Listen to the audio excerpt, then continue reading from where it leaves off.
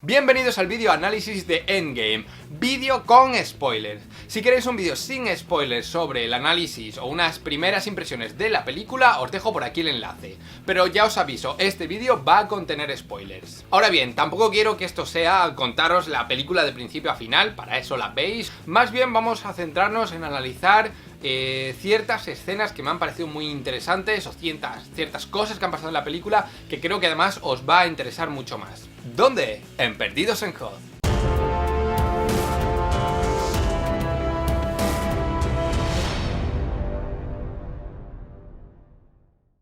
Para daros una opinión para comenzar, esta película para mí es diferente. De hecho, no es solo diferente a las demás del universo cinematográfico de Marvel, sino que pese a ser en sí parte de Infinity War como una segunda parte, también es diferente a esta película. ¿Por qué digo esto? Porque se me hace muy difícil hacer un juicio y decir si es mejor o no. Esta película en sí es un homenaje, y de hecho no es solo un homenaje a las anteriores películas, algo que es muy evidente por todo el tema de los viajes en el tiempo y las referencias continuas que hay a otras películas, sino que es un homenaje a sí misma, es un homenaje a sus personajes, y de hecho para mí es la película que más conecta a los personajes con los espectadores. Empezando por ejemplo con Tony Stark, que en esta película pues lo vemos realmente, vemos a la persona más que al superhéroe. Después de ese gap, de ese corte de 5 años, lo vemos como un padre de familia preocupado por tener que dejar eso atrás, su nueva vida,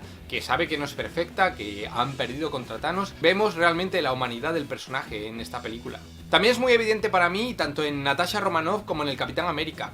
Vemos de ellos unos personajes desesperados, unos personajes que realmente no saben cómo reponerse a lo que han perdido, al hecho de que Thanos ha conseguido lo que quería.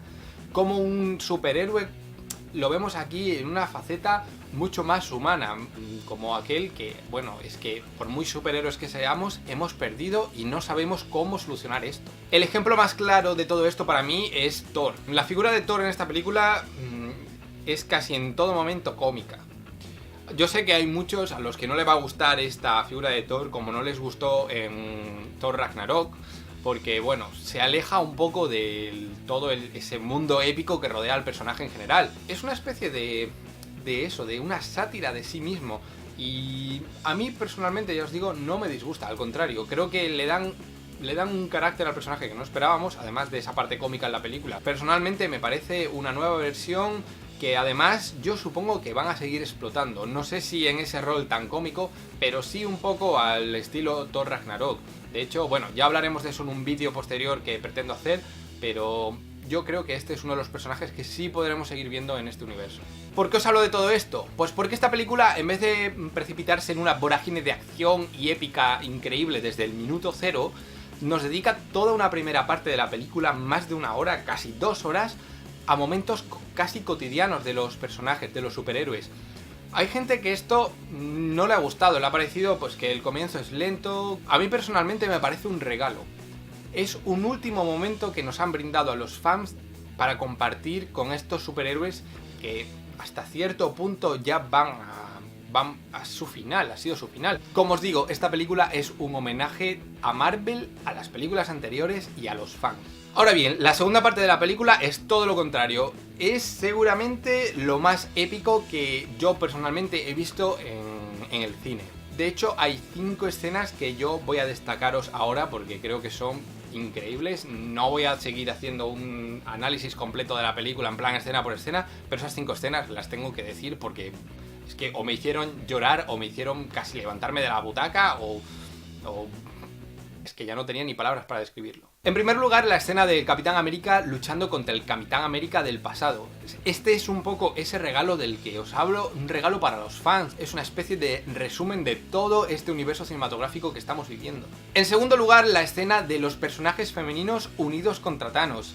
Esto me parece un homenaje a ese cambio en el rol de la mujer que ha propuesto Marvel tanto en los cómics como en las películas de superhéroes. En tercer lugar, la muerte de Tony Stark. Estaba claro que tenía que ser él el que acabara con Thanos, el que consiguiera el guante infinito y hiciera ese chasquido que solucionaba el problema. Tenía que ser él el que dijera esa frase de I am Iron Man. Él ha sido el que comenzó este universo y no solo él, sino esto ha sido un homenaje a Iron Man, a Tony Stark y a Robert Downey Jr. No va a haber más un Tony Stark, igual que no va a haber más un Steve Rogers. Y de Steve Rogers son de hecho las dos escenas que me quedan. La primera, obviamente, esa escena en la que el martillo de Thor, el Mjolnir, lo considera digno. Es que yo cuando vi eso en el cine, lagrimones como puño. Y por supuesto, no podría terminar este top 5 de escenas, si lo queréis llamar así, sin la escena. Desde que se fraguó este universo cinematográfico de Marvel y ya se sabía que iba a ir enfocado a los Vengadores, o sea, todos los que somos fans esperábamos escuchar esa frase, el Vengadores reunidos, que, bueno, qué deciros, han esperado, lo han aguantado hasta el último momento, pero ha sido probablemente la escena más épica que yo recuerdo en el cine. Además, no solo porque ya lo sea en esa película, sino por todo lo que conlleva, todo lo que trae detrás, todas esas películas, las historias de los cómics, de los superhéroes, de Marvel. Incluso yo creo que trasciende un poco a Marvel, a la propia Marvel. Yo no sé si Marvel será capaz de recrear en el futuro una escena así con un nuevo equipo o algo con tanto peso, pero desde luego, en primer lugar, esto ha sido la primera vez que pasa algo así, y en segundo lugar, va a ser muy difícil de igualar. He hecho este pequeño resumen con las escenas, mis escenas favoritas, por llamarlo de alguna manera, y bueno, algunos comentarios sobre la película. Llega el tema de los viajes en el tiempo, que para mí es donde está un poco la chicha de la película. Para hablar de este tema, primero aclarar un par de cosas. Si os gusta la ciencia ficción y conocéis un poco del tema, más o menos todos conocemos que hay dos formas de enfocar el tema de los viajes en el tiempo. El tema de la continuidad espacio-tiempo, que es una un poco más fantasiosa, en la cual si viajas en el tiempo, lo que ocurre va a tener consecuencias en tu presente. Es decir, si haces un cambio cuando vas al pasado, este se va a reflejar en el presente. Un ejemplo muy claro serían las películas de Regreso al Futuro. Por ejemplo, cuando Marty McFly pues empieza a desaparecer en la foto que tiene él del presente en el pasado porque no ha conseguido aún cambiar el pasado y él va a desaparecer porque nunca había existido. Esto ya os digo, es una forma un poco más fantasiosa, es aceptable si decides hacer tu película o tu historia utilizando este sistema, o sea, es aceptable, es decir, sigue una lógica que bueno, sería un poco menos científica, digamos, pero se ha aplicado en muchas películas y es una forma de hacerlo. Ahora bien, por otro lado está la versión, digamos, más científica, que es aquella en la que lo que ocurre en el pasado ya está reflejado en el presente. Cualquier cosa que hagas en el pasado no va a modificar el presente porque ya está modificado por esa acción en el pasado al haber aparecido en un punto del pasado. Para mí, personalmente, esta es la acción más atractiva y es la que han utilizado en esta película.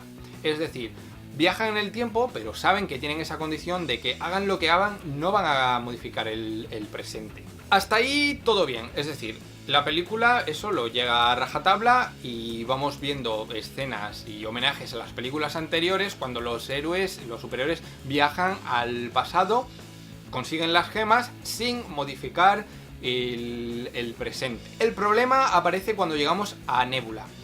¿Por qué? Porque este personaje sí interactúa con su personaje del pasado y de hecho es a través de ella como Thanos se entera de todo el plan de que han viajado al pasado para recuperar las gemas. Y aquí empiezan mis preguntas. He de decir primero que cabe la posibilidad de que no haya comprendido esto bien, porque bueno, he visto la película en versión original sin subtítulos, porque no estoy en España, entonces, bueno, puede que haya la posibilidad de que me haya perdido algo donde lo explicaran, pero estoy casi seguro de que no ha sido así.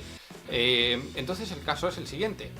Si Nebula del presente ha matado a la Nebula del pasado, ¿no debería estar Nebula muerta en el presente? Es decir, ¿no debería, al estar muerta en el pasado, haber seguido muerta y no estar en el presente, no aparecer? Incluso en caso de que no muriera con ese disparo, ¿no sabría entonces Nebula todo lo que iba a pasar? ¿Cómo vuelve al pasado?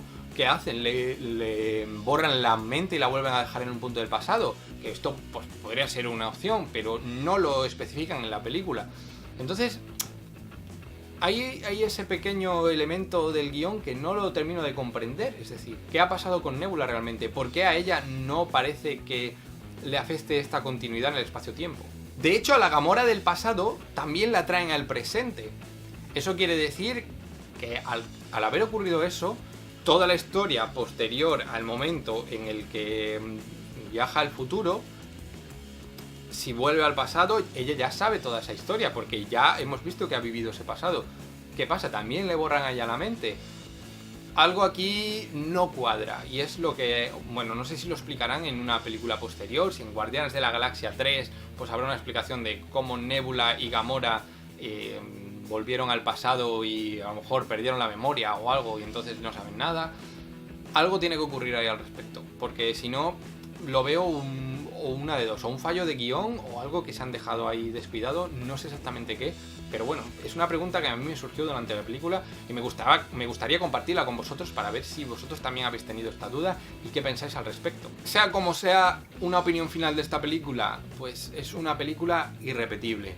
Es una película que todos los fans de Marvel vamos a amar, estoy seguro, durante muchos años, y que se va a convertir en una especie de hito para todos los seguidores tanto de la ciencia ficción como de los superhéroes como de los cómics. La próxima semana tendréis un vídeo en el cual hablaremos sobre el futuro del universo cinematográfico de Marvel. Hablaremos de cosas que pueden suceder, de cosas que ya sabemos que van a suceder, también de teorías y algunas sagas que pueden adaptar que creo que pueden ser muy interesantes y que tal vez por ahí vayan los tiros. Y así que suscribiros al canal para no perderos ese vídeo y muchos otros. Un gran like si os ha gustado el vídeo, comentad qué os ha parecido la película y sobre este tema de Nebula y Gamora, porque me gustaría saber vuestra opinión. Y ya sabéis, mi nombre es David y esto es Perdidos en Hoth.